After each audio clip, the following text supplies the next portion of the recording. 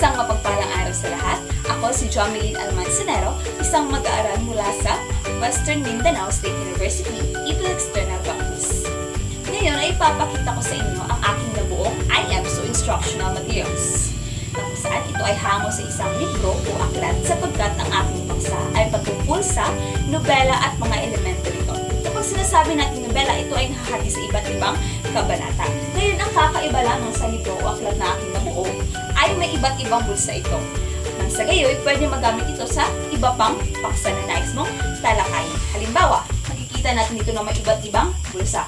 Itong mga nakasulat dito ay pwede mong palitan ayon o batay sa mga libro na nais mong talakayin. Ngunit dahil ang aking paksa ay patungkol sa nobela at mga elemento nito, ito yung nilagay ko dito sa mga bulsa. Kung mapapansin ninyo, ito ang aking nabuong IEMS ay pwede lamang siyang dalhin kung saan mo nais. Ngunit meron itong standee upang hindi ka lubos mahirapan sa pagpepresenta nito sa iyong mga estudyante. Kita dito na may iba't ibang butas. Nang sa gayon, ma-adjust mo yung level ng taas at upang makita rin ng lahat o ng nakararami sa iyong mga estudyante. So, ganito yun.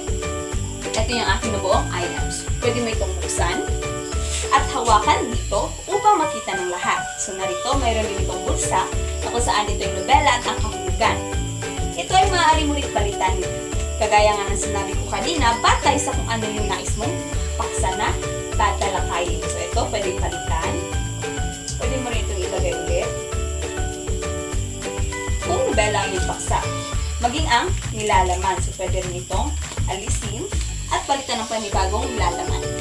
So, ayan. Nariyan yung nobela at ang kahulugan ng nobela. Sinarito yung mga elemento ng nobela na kung saan ay may siyam na elemento. Ayan. And then just flip the page para makita naman yung ibang nilalaman ng iyong paksa. Ayan. So, ito, maaari mo rin itong palitan. Kasi nga, ito ay yung isa lamang. Ayan. So, ayan. Lahat ay pwedeng palitan. So, ayan. Dito. Dito.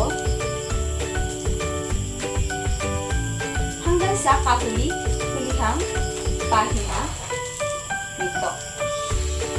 So, ito, sinadya kong gamitin yung cellophane as cover page o pages o mga pahina na sa gayon ay hindi madaling mababasa kung sakaling umulan man.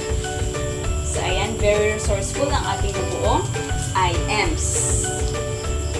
May standee ito na kung saan pwede mo siyang dalhin, pwede rin hindi, sapagkat maaari mo rin naman itong ipatong sa ibabaw ng mesa kapag mataas yung level ng mesa. Pero kung kinakailangan dalhin o gamitin ito, pwede rin naman para nang sa gayon ay hindi masyadong mahirapan sa pagtatalakay at pagpepresenta ng iyong paksa.